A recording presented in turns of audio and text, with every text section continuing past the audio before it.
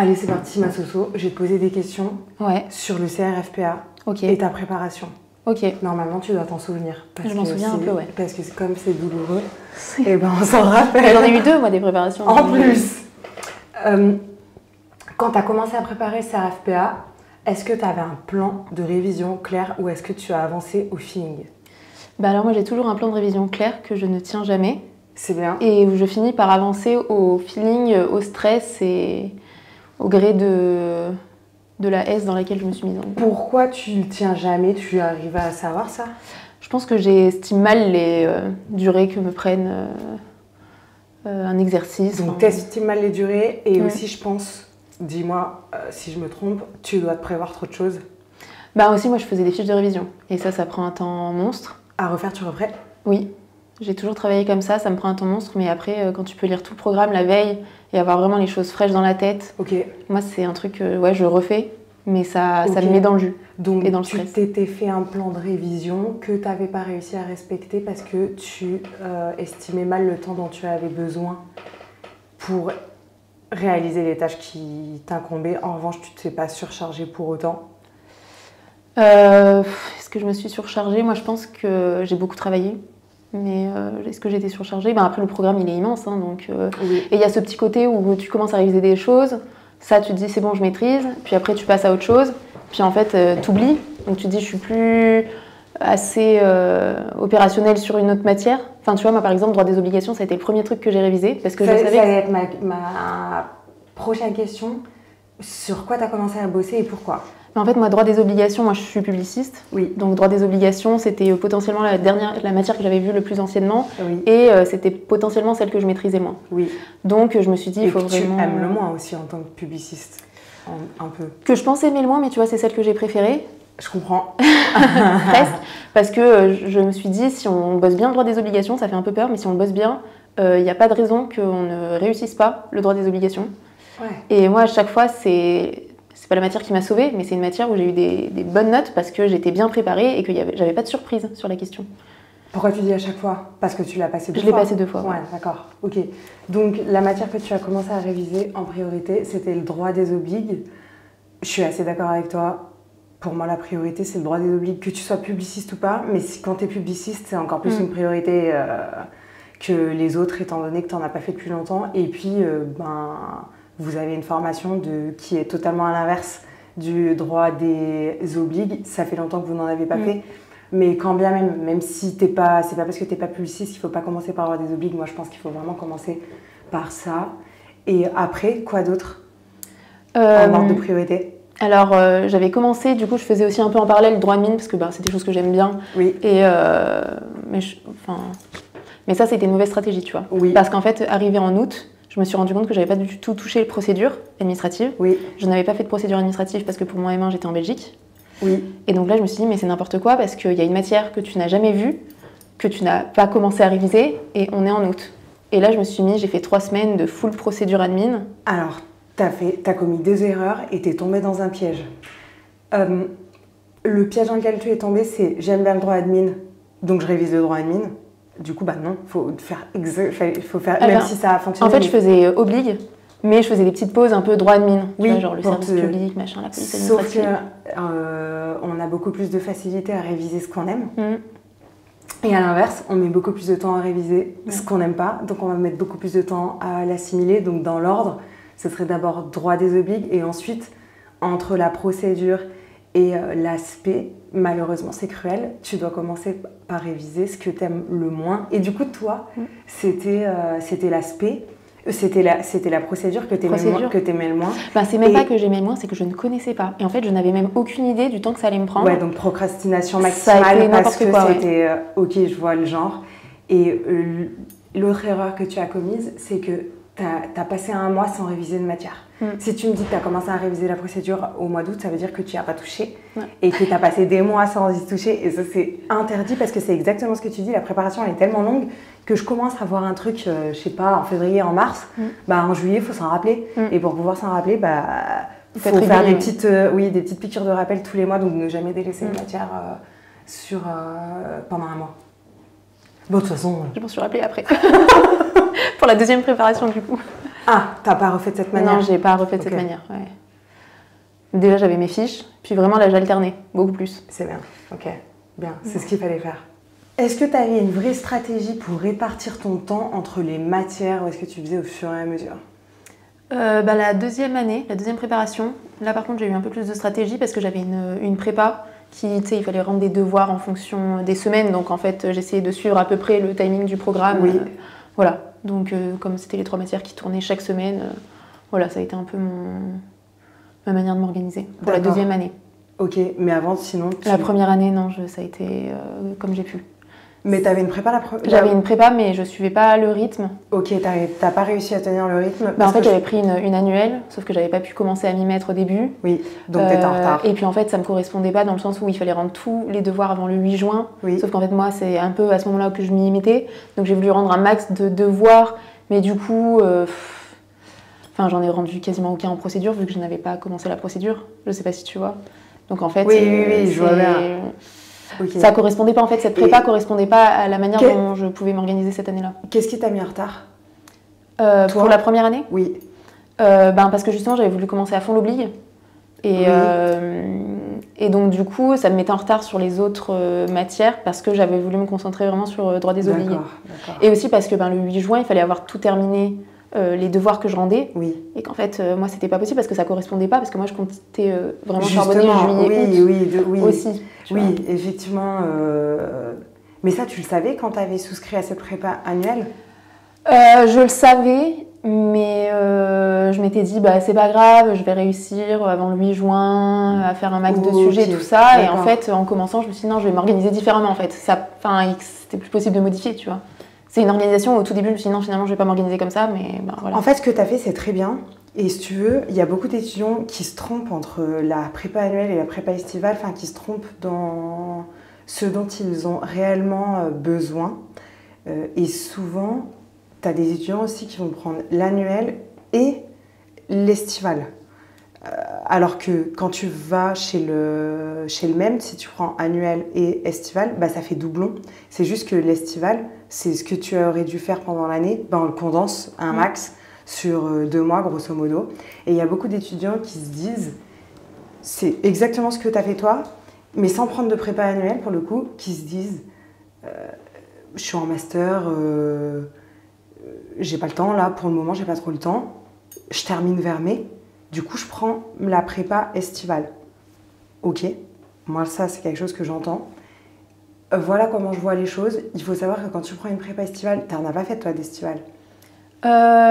Si, j'ai fait la deuxième année. Comment tu as trouvé le rythme par rapport à une annuelle?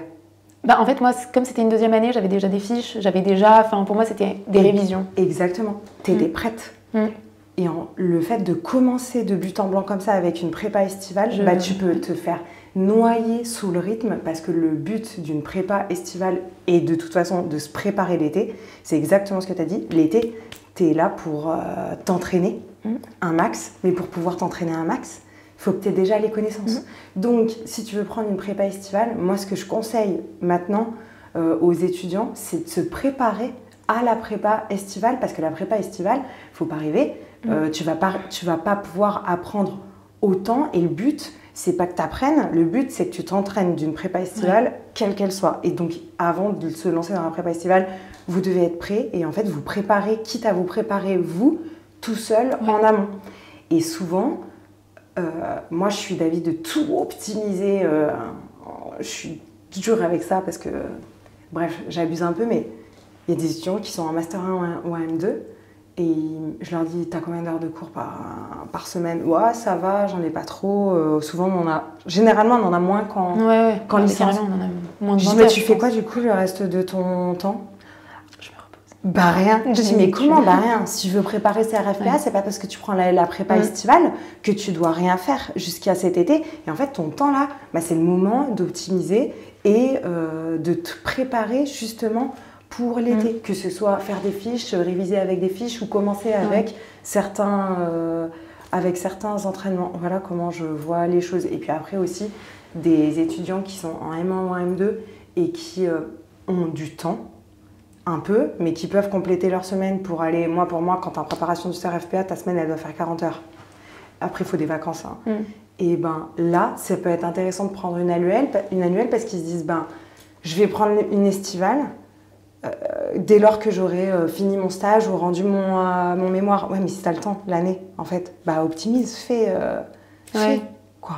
Après, le problème des annuelles, c'est qu'elles sont cadrées d'une certaine manière qui fait que, en fait, justement, pour moi, quand tu as plus de mois pour le préparer, tu as plus de latitude pour organiser comment tu vas préparer, je sais pas, comment tu vas voir les matières, etc. Justement, tu vas les personnaliser pour toi. Oui.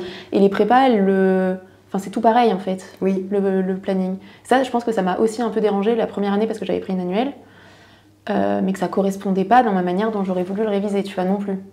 Chez moi, pour le coup, c'est pas pareil pour tout le monde parce que chacun fait son planning en fonction de ses disponibilités et de ses difficultés ou non dans une matière. Donc, tu choisis ton nombre d'entraînements en oblique, tu choisis ton nombre d'entraînements en spé et en procédure. Et en note de synthèse, moi, je propose 6 corrections, sachant que pour moi, c'est un multi-maximal. Tu n'as pas besoin de plus de 6 corrections pour comprendre ce que c'est une note de synthèse. Dès lors, quand tu as bien expliqué les astuces, les pièges dans lesquels ne pas tomber, etc. Donc pour ça, je te rejoins. Que ce soit le rythme de l'estival, c'est le même pour tout le monde, mais effectivement, le rythme de l'annuel, bah, c'est à toi d'organiser toi-même ta préparation. Bon, bah, moi, je bosse comme ça, j'ai tant de temps disponible, bah, je pense que je vais faire ça, je vais faire tant d'entraînement, je vais commencer à telle période, et ensuite, une fois que tu as élaboré ta stratégie de révision, d'aller chercher dans tous les supports qui existent ce qui matche avec toi. Mais du coup, effectivement, ça implique déjà une réflexion tout seul en amont, et ça implique de faire pas ce qu'on me dit de faire. Ouais. Donc, après, ce que moi je te dis de faire, c'est bien aussi, mais effectivement, moi je vais te dire des trucs contraires à tout ce que vont te dire les autres prépas. Donc ça, déjà, faut avoir confiance, et puis aussi ça implique peut-être d'avoir plusieurs supports pour pouvoir trouver ce qui te correspond, ce qui va t'aller comme un gant. Ouais. Je suis d'accord. Je t'ai tué. Non, mais je suis d'accord, oui. Vas-y, on accélère. Oulala. Est-ce que tu as eu des moments où tu révisais beaucoup et sans voir d'amélioration? Tu disais putain là je stagne.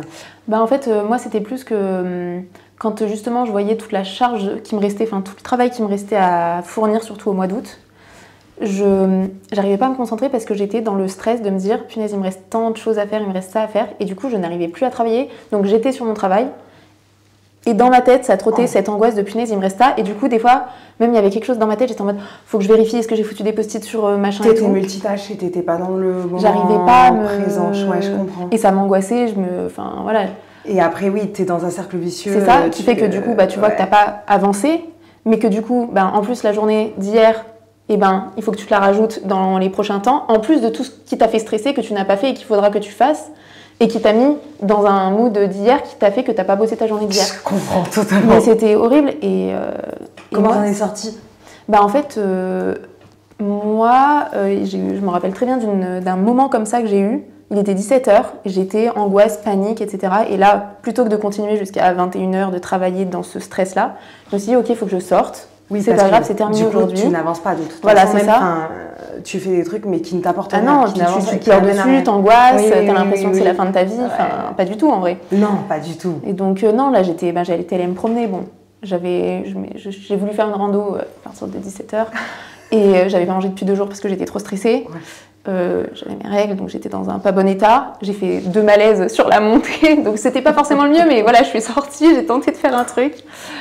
Et puis bon, le fait de voir d'autres gens en fait, des gens qui sont pas dans le... Ça t'a permis du coup de te relancer et de réavancer. Ouais, de un peu prendre du recul minimal, tu vois, mais respirer, le lendemain, pas mettre de réveil. Est-ce que tu penses que toute cette angoisse, ça valait le coup? Est-ce que tu aurais pu l'éviter pour avoir les mêmes résultats? Déjà, pour avoir des résultats, je pense qu'il faut réussir à s'en défaire. Enfin, moi, j'ai pas eu que les préparations de CRFPA, j'ai eu 2 fois la première année de médecine, 4 semestres, donc 2 fois des concours chaque année. Première année, moi j'ai perdu mes sourcils, des cheveux, 10 kilos, donc je ressemblais à Gollum au féminin.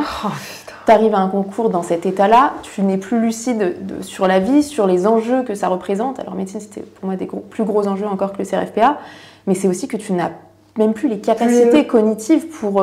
Tu vois, même en droit des obligations, la première année, Les 20 dernières minutes, dans ma tête, c'était Soline, ne fais pas un malaise, ne tombe pas dans les pommes. J'étais tellement dans un état, j'avais perdu 8 kilos en août, qu'en fait, tu ne peux pas. Alors, maintenant que tu as du recul sur tout ça, quelle est la priorité quand tu prépares le CRFPA?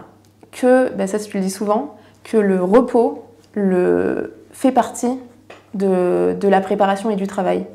Et ça, c'est un truc, tu vois, en première année de médecine, je n'avais pas. Tu vois, j'avais des copines qui disaient, moi, je vais faire une semaine de stage de danse. Et elles préparaient le médecine. Oui. Moi, je me disais, mais ça va pas pour bien. Toi, ouais, c'est ça va pas bien et tout. Il y en a une qui a réussi comme ça. Oui, elle prenait des samedis, elle faisait de la pâtisserie. Il faut faire de la place dans la tête pour Et ça fait partie du truc. Et du coup, la deuxième année, je me suis fait, pas beaucoup, hein, mais des petites après-midi, des petits trucs où un soir, je vais manger avec des amis. Ce que je ne me permettais pas avant, tu vois. Oui, c'est vrai que moi, ça, je le dis tout le temps. Et ça, je pense que vraiment, c'est hyper important pour être bien dans sa tête et pour aborder les choses vraiment différemment et pour éviter d'être dans un état critique le jour J. Quoi. Donc on est d'accord pour dire que non, mais là, on ne peut pas dire que la priorité, c'est de se reposer.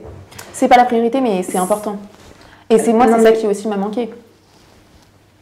La priorité, la priorité, c'est de gérer son stress et ses angoisses. Oui. Mais ça en fait partie. Faire un peu de sport, manger, voir d'autres gens. Mais si ça, c'est ta priorité, en fait, ta priorité, du coup, c'est pas de réviser. La priorité, c'est de s'organiser pour pouvoir gérer le stress et les angoisses. Et ça, c'est quelque chose que tu dois, du coup, intégrer dans ton planning de révision. T'es d'accord si je dis ça? Oui. Mais c'est aussi un état d'esprit à réussir à acquérir. Oui. Il faut faire confiance au process, en fait. C'est ça qui est le plus dur, parce que quand tu arrêtes de réviser, du coup, tu culpabilises et tu dis que pendant que moi j'arrête de réviser, les autres avancent. Ouais. Mais non. Mais ça, c'est aussi, on va dire, l'expérience. Hein, à force d'avoir été dans des états comme ça et avec le recul de se dire. Tu vois que ça n'en valait pas la peine. Voilà. Et qu'est-ce que ça change à ta vie de te prendre une après-midi, de te prendre une journée, à ta vie, à ta préparation? Rien. Ok, c'est bien, on est d'accord. Rien à voir, mais est-ce que tu avais une méthode spécifique pour réviser la note de synthèse? J'en ai fait. T'en as fait beaucoup? Combien? Moi, j'en ai fait énormément. Est-ce que tu penses que si tu en avais fait moins, tu aurais pu obtenir les mêmes résultats? En fait, plus j'en faisais, plus j'avais l'impression que je n'arrivais pas à tenir le timing. Ok. Et après, ce que j'ai bien aimé dans le fait d'en faire plein, c'est que j'ai essayé différentes méthodes. J'avais ton pack de méthodo où tu avais différentes manières de gérer chaque étape. Oui. Et il y a eu un moment où justement, je me disais, mais là, cette étape, je perds vraiment beaucoup trop de temps. Oui. Et du coup, j'en ai fait 2-3 en changeant de méthode. Le fait de tester, ça t'a permis de trouver... oui et non, dans le sens où j'ai changé de méthode et je me disais, oh punaise, c'est tellement mieux en fait. Et puis en fait, en refaisant avec cette méthode, je me disais, non, en fait, ça me correspond pas non plus. Mais tu vois, j'en ai testé plusieurs et j'ai fini par un peu revenir à la première méthode, mais je sais pas, je la voyais différemment ou en faisant les autres méthodes sur cette partie-là, j'arrivais plus à distinguer qu'est-ce qui était essentiel. T'arrivais pas à prendre de décision? Non, parce que j'ai essayé et je pense qu'en faisant, tu vois, il y avait plusieurs méthodes sur certaines parties. Oui. En faisant différentes méthodes, j'arrivais, tu vois, par exemple, sur quels sont les éléments importants à relever dans mon brouillon. Oui. Et en faisant une deuxième méthode, j'arrivais beaucoup plus, finalement, à réaliser la première méthode sur ça, à voir ce qui était... en gros, je t'explique, moi, je prenais des notes, je faisais un brouillon où je notais tout ce qui était important, je surlignais pas et je revenais pas sur mon document et tout. D'accord. Sauf qu'en faisant la deuxième méthode où, je vais prendre et je vais surligner les trucs importants, ça m'a permis, en fait, de revenir à la première méthode en ne notant que ce que j'aurais potentiellement surligné. Ouais, c'est bon, j'ai compris. Alors qu'avant, je notais tout ce que je voyais. Oui. Et du coup, je prenais un temps fou. Du coup, en fait, finalement, ça m'a aidé dans un certain sens, mais je suis restée finalement sur ma première méthode améliorée, quoi. Ouais. mais du coup, moi, je propose pas non plus 36 méthodes. Comment t'en as fait autant? Après, c'était pas 36 méthodes, tu vois, c'était juste à une étape, j'ai tenté plusieurs choses. T'en as fait combien de synthèse? Mais moi, je pense que j'en ai fait une vingtaine. Après, même plus. Oh mon Dieu, quelle horreur. Ouais, quelle angoisse. Est-ce que... C'était horrible. L'été, là, de faire ces 5 heures, surtout que moi, c'était horrible. Bon, ne faites pas ça. Et tes notes, elles étaient comment? Est-ce que tes notes étaient représentatives de 20 notes de synthèse? À la première année? Oui, au concours? Non. Bon, ok. Mais je pense que ça n'avait rien à voir avec... je suis une grosse rageuse sur ma première note en note de synthèse que je ne méritais pas et qui m'a plombé mon CRFPA parce que j'avais eu plus de la moyenne à toutes les matières sauf la note de synthèse. Plombe le CRFPA. Oui. Mais c'est le plus important avec le droit des obliges, moi je pense. Mais qui est quand même assez aléatoire. Moi, je trouve. Moi, je trouve pas. Pourquoi? Je vais te dire pourquoi. Mais moi aussi, je vais Parce te dire que moi, pourquoi. je corrige des copies. Ouais, oui, mais on va se dire la même chose. En fait, je corrige les copies de mes élèves. Et parfois, j'ai des élèves qui veulent que je corrige des copies qui ont déjà été corrigées dans d'autres prépas. Et moi, je tombe sur les mêmes notes. Après, j'explique. Pourquoi, dans ma correction, ça, t'aurais dû faire ça comme ça c'est mal dit, ton plan répond pas à la problématique, ton plan fait pas partie d'un plan type, il est pas miroir, t'aurais pu l'améliorer comme ça, tes paragraphes, c'est mal structuré. En fait, parfois, les prépas, ils vont donner des notes, mais ils vont pas suffisamment justifier leurs notes. Mais instinctivement, en tant que correcteur, on a l'expérience. On sait quelle note on va mettre sans avoir à tout justifier. Donc en gros, moi ce que je fais, c'est je prends la copie, j'arrive à un point près à la même note. Et par contre, je t'explique pourquoi. Et j'ai plusieurs catégories et j'attribue.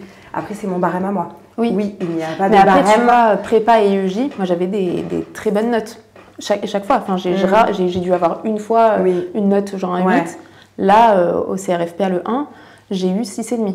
Une note, je n'y attendais pas. Et quand j'ai essayé d'aller comprendre, je pense que parfois, il faut accepter qu'il n'y a rien à comprendre. Et quand vraiment, premier degré, je te le dis, je suis allée comprendre. Le directeur de l'IEJ a lu ma copie, il était en mode ah ouais, mais dans l'introduction, vous avez dit les législations. Un juriste ne peut pas dire les législations. Oui, voilà. Ça ne veut pas dire. Et voilà, 6,5 parce que j'ai foutu les législations en introduction. Ouais. Première note de synthèse, numéro 2 de l'IEJ, la deuxième année. Oui. Bah, comme je suis un peu contradictoire, j'ai foutu les législations partout. Donc c'était lui qui l'a corrigé. Ouais. J'ai eu 14, il m'a contacté, il m'a dit « Est-ce que vous avez eu la meilleure note de l'IEJ ? Est-ce que je peux la mettre sur Moodle pour montrer aux autres étudiants qu'est-ce qu'une bonne note de synthèse ?» Voilà. Oui, et donc en fait, ce que tu comprends, c'est qu'il n'y a parfois rien à comprendre. Et en fait, tu es noté et corrigé par des gens qui n'ont jamais eu à réaliser la note de synthèse, qui n'ont jamais planché sur cet exercice, et qui font un peu au feeling de comment ils sentent les choses aussi. Comme dans tout examen, il y a une part de chance et il y a une part de hasard. Est-ce que c'est juste? Non. Mais sur la note de synthèse... Est-ce qu'on peut changer quelque chose? Moi, je fais des manifs. Ouais, non, tu peux pas. Donc, oui, là, ce que tu me partages, c'est arrivé à plein d'étudiants. Et à part dire, c'est comme ça, et accepter, c'est comme ça. Mais souvent... même s'il n'y a pas de barème officiel, c'est pas non plus trop déconnant en fait ce qui se passe.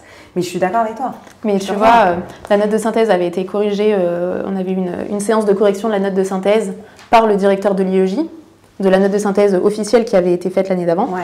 Et en fait, il nous lit le plan de la correction officielle et il dit « Ouais, le plan, nous, on le trouve pourri. » Donc en fait, si ceux qui nous corrigent eux-mêmes sont pas en accord, bah c'est soit ils n'ont pas compris l'exercice, soit... Enfin, voilà. Ouais, mais je l'aimais beaucoup, ce directeur de l'IEJ. Mais en fait, voilà, ça démontre que sur l'exercice, il y a quelque chose qui ne va pas. Mais après, oui, forcément, en fait, sur 4 notes, tu as eu une note dégueulasse. Mais c'est ce que je me suis dit. Après, je me dis, j'ai eu une note dégueulasse, mais si j'avais eu mieux aux autres, ça serait passé même avec un 6,5. Oui. Donc voilà, il faut aussi se dire... Non, 6,5 en note de synthèse, non, c'est pas possible. Non, si. Ouais. Oui, enfin, je veux dire, c'est possible de s'en sortir, tu vois. Bah, je pense que si j'avais eu 6,5 en note de synthèse la deuxième année, ça serait passé quand même avec les notes que j'ai eues la deuxième année. Okay. Tu vois. Oui. Donc, mais voilà, et c'est aussi pour ça qu'en fait, je me dis...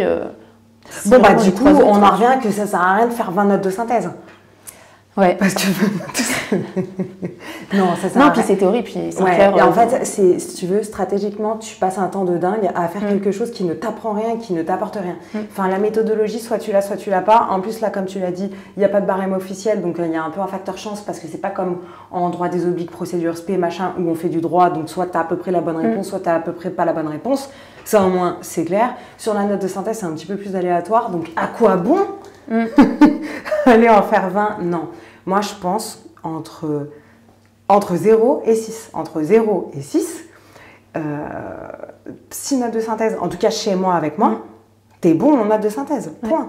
Et après, tout le temps que tu passes à faire du note de synthèse, les histoires que tu ne passes pas à faire autre chose. Bah ouais, et puis c'est à apprendre. Et puis c'est long, et puis c'est chiant. Ouais. Mais non. Ouais, je suis d'accord. Qu'est-ce qui t'avait semblé le plus difficile dans l'organisation de tes révisions, enfin dans tes révisions de manière générale? Mais de tout ce qu'on a dit, moi je pense que c'était gérer le stress et l'angoisse. Ouais, il y a ça. Et quoi d'autre? Et gérer aussi son temps, tu vois. Réussir aussi à savoir jusqu'où j'approfondis sur quoi je peux... Ah, pas trop, vous allez trop loin, vous vous approfondissez trop loin, vous allez trop loin. J'ai du mal à passer à autre chose. Oui, Ouais. je comprends, dans les manuels, dans les fascicules de prépa, en fait, tout ça, il y en a beaucoup trop. C'est parce qu'on attend de vous, en fait, on attend de vous que vous connaissiez le cœur et qu'ensuite, avec le cœur qui est déjà énorme de GP des matières, et ben, que vous sachiez mobiliser vos connaissances rapidement et que vous sachiez construire un raisonnement, quelle que soit la question. Et comprendre aussi ce qui est attendu, parce qu'en fait, justement, en sachant trop de détails, enfin ça je l'ai vu, par exemple, moi, il y a la première année, j'avais des collègues qui connaissaient des trucs à fond. Ouais. Et du coup, en fait, quand on posait une question, ils étaient en mode, ok, bah là c'est la petite JP de niche que je connais, machin, et ils mettaient la JP de niche. Alors qu'en fait, ce qui était attendu et sur lequel il y avait des points, c'était distinguer police judiciaire, police administrative, parler des polices spéciales, police générale, alors qu'en fait, les gens avaient déjà la JP précise sur le machin, et du coup, ils ont pas mis les points qui étaient attendus, et moi en fait qui ne connaissais pas cette JP, et ben en fait j'ai brassé de l'air, mais du coup je te l'ai fait le PA PJ, et j'ai eu énormément de points et j'ai eu une note assez exceptionnelle par rapport à ce que j'en savais. C'est exactement ça notre métier. Pourquoi Parce que là ils sont tous tombés dans le piège de la réponse scolaire. Je veux donner une bonne réponse. Tu donnes pas une bonne réponse, tu donnes une réponse à un client qui connaît rien, qui comprend rien, donc il faut absolument tout lui expliquer, et ça c'est valable pour toutes les épreuves. Donc, tu as donné une réponse pragmatique et professionnelle, parce que, comme tu ne savais pas, bah, tu as dû expliquer. Et bah, ça, quand bien même quand tu sais, tu dois tout expliquer au client, parce que là, on passe le CRFPA pour devenir avocat, donc pour gérer des clients. Et toi, là, pour le coup, tu as fait le job. En tout cas, c'était ce qui était attendu à l'épreuve. Mais bien sûr, c'est ce qui est attendu aux épreuves. On s'en fout de la dernière JP. Sauf méga JP qui a fait un retournement de situation pas possible. Bah après, il y avait des points. Il y avait un point sur ce JP qui faisait un peu un retournement de... Je leur dis à chaque fois ça à mes élèves. Est-ce que j'achète le code... Le dernier code. Est-ce que j'achète le dernier code? Je dis, écoute, c'est ton argent. Il va y avoir une question il y aura un point sur la dernière JP qui vient de sortir. Et que tu n'auras pas le temps de trouver de toute manière dans l'épreuve. C'est toi et ton argent. Tu fais comme tu veux. Mais le CRFPA, il ne se joue pas sur la dernière JP qui vient de sortir et acheter le dernier code. Bah, la deuxième année, j'ai pas acheté les nouveaux codes. Bah voilà. Justement. Bon bah voilà. Attends. Ah pardon, je passe à une autre épreuve. Le grand taux. Grand oral. Comment t'as préparé le grand taux? Alors le grand taux, j'ai eu du mal à le préparer avant d'avoir les résultats, comme beaucoup. Surtout que j'étais persuadée d'avoir raté les écrits, et donc je n'étais pas du tout dans le mindset de je vais préparer les oraux. Ouais. Donc en fait les oraux, la première partie de la période où on peut réviser les oraux, bah moi je faisais des lettres de motivation, des CV, j'ai passé des entretiens pour avoir un boulot. Voilà, ça a été ça. Ok. Et après, quand tu t'as fini par te préparer ou pas? Et ben la première année, du coup, j'avais direct un job. Et en fait, ça m'a permis de rebondir aussi, tu vois, derrière. Donc, de ne pas m'enterrer. Et la deuxième année, et bah du coup, je venais d'être acceptée dans un boulot. J'avais un message vocal de bienvenue au département de l'Isère. Et je venais d'avoir les résultats de non, tu vas à l'oral. Et en fait, quand tu sais que tu vas à l'oral, là tu donnes tout, même quand tu es à la bourre. Et vraiment, j'ai fait des choses incroyables. C'est-à-dire que j'ai réussi à afficher 800 pages et à les apprendre. Là, tu te décuples, tu deviens une machine de guerre. Et aussi, comme j'avais quelques points d'avance, moi, j'ai eu cette chance de ne pas être parasitée par le punaise, j'ai 9,5. Faut pas que je me rate. Ouais. Moi, j'avais calculé, il fallait que j'ai 6. Je me disais. Donc, tu vas beaucoup. Donc, en fait, et c'était plaisant. Et moi, c'était vraiment une matière qui m'a plu. Enfin, les libertés fondamentales, franchement, voilà. Donc, limite, moi, l'angoisse, c'était l'anglais. Baragouiner de l'anglais pendant 15 minutes. Comment ça s'est passé l'anglais? C'était horrible. J'en ai pleuré en sortant parce qu'en fait, j'ai passé une minute à lui dire. I'm sorry. Ah non. Je te promets. Ils t'ont mis combien en anglais? Ça a été ma meilleure note de tout le CRFPA. Mais en fait,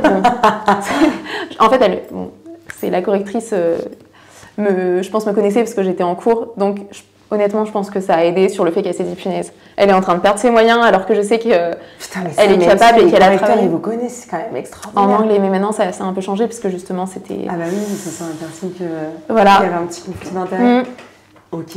Mais t'avais fait des simulations d'oraux? En anglais? En grand taux. En grand taux, ouais, j'en ai fait. Il y en avait déjà à la fac. Et je me suis entraînée avec des étudiants, ouais. Ok. Moi, c'est ce que je fais aussi avec mes étudiants. On fait... tu as 3 passages, tu passes une fois en tant que candidat et 2 autres fois en tant que jury. Et quand tu es jury, bah, tu dois préparer des questions sur le thème ou un petit peu plus éloigné du thème. Et ensuite, tu peux passer autant de fois que tu veux en tant que spectateur. Donc, tu bouffes les grands oraux. Ben, alors, moi, en fait, donc l'année où j'ai vraiment préparé le grand oral, j'ai eu cette chance d'avoir... j'ai un ami qui est juge d'instruction. Oui. Donc, lui, il a fait le magistrat. Oui. Et ça, c'était trop bien. Et j'avais une amie qui, elle est doctorante, donc elle faisait l'universitaire. Ouais. Et une amie qui, elle, était en stage final, donc elle faisait l'avocat. Parfait. Donc c'était incroyable. Et en fait, ça m'a mis... Limite, j'étais plus stressée de passer devant eux, parce que je me disais, c'est mes amis, ils me connaissent, je veux pas être une merde devant ces gens-là. Et du coup, vraiment, j'ai tout donné. Je suis à grosses gouttes, hein, vraiment, genre comme un vrai oral. Et aussi, moi, j'ai fait, donc les deux années avant de passer le CRFPA, je suis allée voir les oraux, là... à la fac. Ouais, et ça m'a permis de dédramatiser le truc, de voir vraiment les attentes. Ah, c'est bien, ça, bonne idée. Ouais. Et en fait, vraiment, je pense que c'est aussi pour ça que j'ai abordé le truc sereinement, c'est que je savais exactement. Et en fait, même les questions, je m'étais dit, en fait, c'est pas non plus le bout du monde. Vraiment. Ça dépend. Ça dépend, mais franchement, ça m'a paru accessible. Oui. Bah après, le but, c'est que ça le soit, tu vois, un minimum. Sinon... Ça l'est, franchement, ça l'est, ce grand oral-là. Ouais. Bon, bah ça va, c'est bien, c'est cool, ça. Si tu devais refaire ta préparation, est-ce qu'il y a quelque chose que tu referais différemment au global? Ouais, est-ce que j'arriverais à m'y tenir? Je sais pas. Je ferais des meilleurs plannings, je sais pas. Non, peut-être que je prendrais encore plus de temps pour moi. Oui, parce que j'allais dire, c'est exactement ce que j'allais dire. J'allais dire, là, de ce que je comprends, t'en as souffert. Mais la deuxième année, un peu moins. Ok. J'ai l'impression que je progresse dans le temps. Disons que je bien, fais des études et chaque année. Chaque année. est une progression et ça fait plaisir. Ça, c'est vrai. Ok. Comment tu gérais les moments de doute? Parce que moi, je me vois comme ça, le CRFPA et tout ce que je fais. Moi, je me souviens. En gros, il y a un jour, tu te dis, c'est génial, je suis trop fort, je vais y arriver. Et puis le lendemain, tu te dis, je vais jamais y arriver. Et puis c'est ça tous les jours, quoi. Ouais, et moi c'était surtout la dernière semaine. C'était la dernière semaine, crise panique. Je t'avais vu à la BU, je t'avais dit mais punaise, j'ai pas vu la moitié de. Je me souviens, mais vous aviez des têtes. Non, c'était horrible. De zombies. Et je pleurais chez mes parents qui étaient en mode la pauvre. Et en fait, après avoir pleuré, avoir vidé mon sac, je leur disais non mais j'ai tellement appris, je suis une machine, je vais m'en sortir. C'est bien. Et ils étaient en mode ouais t'es une machine. Et en fait, j'ai essayé, mais c'était pas rationnel en fait. J'étais vraiment comme ça. Oui, non, c'est pas rationnel. Non, une peur est irrationnelle de toute façon par définition. C'est ça. Mais vraiment, la dernière semaine, c'était punaise, je vais jamais m'en sortir. Et après, c'était c'est bon, j'ai trop pleuré, je n'ai plus de larmes. Et c'était en mode non, mais si, je vais m'en sortir. Et puis si, après aussi, ce que tu as dit, c'est quand même rationnel. J'ai travaillé. Je vais m'en sortir. Je vais y arriver. Enfin, j'ai tellement travaillé. Bon, après, c'est pas parce que tu as tellement travaillé que tu y arrives forcément. Parce que la première année, tu as énormément travaillé. Tu t'es pas reposé. Tu étais par Monts et par Vaux, de ce que j'ai compris. T'en as chié et au final, t'as pas réussi. Alors que tu as plus travaillé que l'année. C'est la note de synthèse. C'est à cause de la note de synthèse. Alors que tu as fait plus travailler que l'année qui suit. Mais la deuxième année, tu étais beaucoup plus stratégique. Donc, tu as travaillé moins. J'ai travaillé moins, mais aussi, tu vois, comme j'avais révisé sur quasiment un semestre la première année, et au début, j'étais un peu à la cool. Et en fait, j'étais pas pragmatique sur le temps. C'est-à-dire, je faisais des fiches, je pouvais ficher honnêtement 6 pages et y passer la journée dessus. Mais tu vois, voilà. Alors que c'est vrai qu'il y a des gens, tu vois, qui bossent à côté, ils bossent 3 jours, ils révisent 2 jours. Bah, je peux te dire que pendant les 2 jours, ils n'y est pas. Et il y a aussi ça, en fait, où bien organiser son temps et être efficace sur son temps. Et ça, c'est, je pense, un gros problème que j'ai et que mon copain me dit. C'est, bah ouais, tu bosses beaucoup, mais t'es pas efficace. Donc en fait, t'es pas productive. Je suis pas productive. Ouais. Donc en fait, ouais, je peux bosser jusqu'à 23h et me dire, franchement, t'es une bosseuse, ma soso. Mais en fait, si t'es pas reposée et si tu te dors dessus pendant 4 heures, c'est... Après, il n'y a pas que ça, il n'y a pas que être se reposer. Alors effectivement, ce que tu dis, c'est vachement bien. Ça implique pour tout le monde, pour tous les étudiants, en fait, c'est toujours de prendre du recul sur notre manière de travailler. Qu'est-ce que je peux améliorer? Est-ce que je suis productif? Et s'intéresser à toutes les règles de productivité qui existent. Donc, par exemple, le fait que tu prennes une journée pour ficher 6 pages de cours, c'est parce que tu t'es pas déterminé de temps pour le faire. Donc, dès lors que tu t'accordes pas de temps pour le faire, bah, ça s'étale que si tu t'étais dit j'ai besoin de 3 heures pour faire ça, bah, en 3 heures, tu le fais parce que tu te l'es dit. Et surtout qu'à la fin, quand vraiment il fallait que je le fiche et que là j'avais plus le temps, je peux te dire que 50 pages, tu les fiches en 2 heures, tu vois. Donc voilà. Je vois tout à fait. Si tu peux donner un conseil à un étudiant pour qu'il reste motivé jusqu'au bout, ça serait quoi? Dis-toi, visuel, là il y a un étudiant qui vient de voir, là, et il est au middle de sa préparation, ou à la fin de sa préparation, et il est en down. Parce qu'il pense qu'il va pas s'en sortir? Parce que c'est dur, parce qu'il est fatigué, parce qu'il y en a trop, il sera jamais prêt. Bah déjà, je lui dirais de prendre un jour de repos pour réussir à se remettre et prendre du recul sur ces émotions-là qu'il a. Oui. Et après, s'il est au moitié de sa préparation, franchement, il reste l'autre moitié. Tu peux faire vraiment de la magie en 1 mois et demi aussi. Hein. Ok, et on est en juillet là. On est en juillet, mais en juillet, il lui reste du temps. Moi, c'est mi-août, s'il me dit ça, je lui dis force. Non, mi-août, c'est bon. Mi-août, tu vas. Mi-août, c'est bon. Il n'y a plus de questions à se poser, mi-août. Bah après, ça dépend. Hein. Non, il y a beaucoup de questions à se poser en vrai, parce qu'il y a prêt, presque 30% des étudiants inscrits qui ne passent pas le CRFPA, et c'est énorme. Je pense que c'est beaucoup d'étudiants qui se sont préparés que l'été et qui ont mal calculé leurs coûts et qui ne se sont pas rendus compte en fait de la montagne de travail que ça représentait, et que peut-être en un été, attention, hein, je ne dis pas qu'en un été c'est impossible, mais en tout cas ça passe pas chez tout le monde, et il y a beaucoup d'étudiants au final qui perdent... Qui perdent une possibilité. Oui, non, parce qu'ils ne l'ont pas passé, mais ils ont quand même beaucoup bossé. Donc en fait, tu as fait tout ça en quelque sorte pour rien, pour le passer l'année prochaine. Donc, Mais tu vois, la deuxième année que je l'ai passé, j'avais une copine qui le passait aussi pour la 2e fois. Et 1 semaine avant la fin, elle me dit, je pense que je vais pas y aller, je suis pas prête, etc. Et j'ai pas envie de louper une chance. Tu sais, il y avait cette angoisse de je vais me perdre une chance en plus. Oui, Après, je lui ai dit, est-ce que vraiment tu te vois de le préparer 4 années? Et il y avait aussi est-ce que t'es vraiment pas prêt, ou est-ce que vraiment tu ne te sens pas comme tu ne te sentiras jamais prête? Si tu te dis la 2e fois que tu le passes, je suis pas prêt, c'est pas possible. C'est la 2e fois que tu le passes. C'est pas que t'es pas prêt, c'est que t'as peur. Donc si t'es pas prêt lors de ton 2e passage, tu ne seras jamais prêt. Oui, on n'est jamais prêt à passer le CRFPA. Donc on est tout le temps prêt à le passer. Moi, tu vois, elle a failli ne pas y aller. Finalement, elle y est allée. Elle a pas eu le CRFPA, mais elle a eu les écrits. Oh putain. Ouais. Mais tu vois, c'est que ça montre qu'elle était prête pour les écrits. Oui. Je termine. Est-ce qu'il y a un ou des conseils que tu aurais aimé avoir avant de passer le CRFPA? Alors, c'est un conseil, tu ne seras pas d'accord avec. Vas-y. Mais ça, c'est un conseil qui n'est pas beaucoup donné et que moi je donne, mais un peu... Il n'y a que moi qui le donne. Ne pas forcément faire les examens en temps réel au début. Pour moi, on fait les examens en temps réel, en conditions réelles, quand on est capable d'être en conditions réelles, c'est-à-dire les dernières semaines.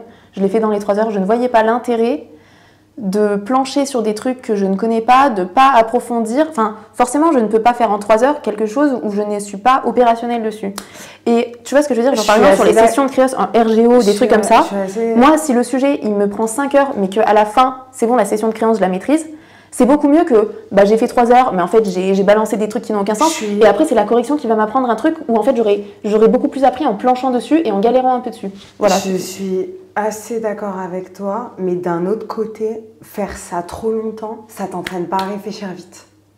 Oui, mais c'est pour ça qu'il faut faire en temps réel, par contre, les derniers instants, tu vois. Mais pour moi, quand je bosse une notion, si l'examen sur cette partie-là, je prends 5 heures sur toutes les prépas, elles font toujours des trucs qui, en soi, n'est pas faisable en 3 heures. Mais du coup, je ne vois pas l'intérêt de me mettre en échec. Pas chez moi. Ouais, mais dans les autres prépas... Ça n'existe pas. Mes corrections, elles font 5 ou 6 pages d'ordi. Pourquoi? Parce que c'est ce que tu peux rédiger à la main en 3 ou 2 heures de temps. Ouais.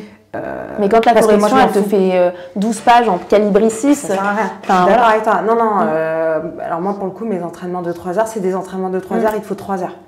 Et effectivement, si tu t'entraînes sur des sujets de prépa qui nécessitent 4 heures, en 3 heures, tu peux pas le faire. Voilà. Et moi, c'est vrai, j'avais une prépa. Alors, j'aimais bien en fait ces sujets-là parce que par contre, ils balayaient vraiment toute la session de créance à la fin. Si tu maîtrisais ce sujet, c'est bon, la session de créance, tu l'as maîtrisée. Mais par contre, moi, j'admettais que c'est pas possible de le faire en 3 heures. En fait, je ne vois pas l'intérêt de le faire en 3 heures. Je le ferai en 5 heures si je veux. Et si je veux mettre 6 heures, je le ferai. Mais du coup, c'est quelque chose, il faut vite être prêt pour pouvoir les faire en conditions réelles. Mais ça, il faut un jour le faire en conditions réelles. Il faut un jour trouver des sujets qui te permettent de le faire en conditions réelles. Maman, j'en ai. Ok. Bon, bah super, merci Soso. Ça me fait de rien. Allez, c'est bon.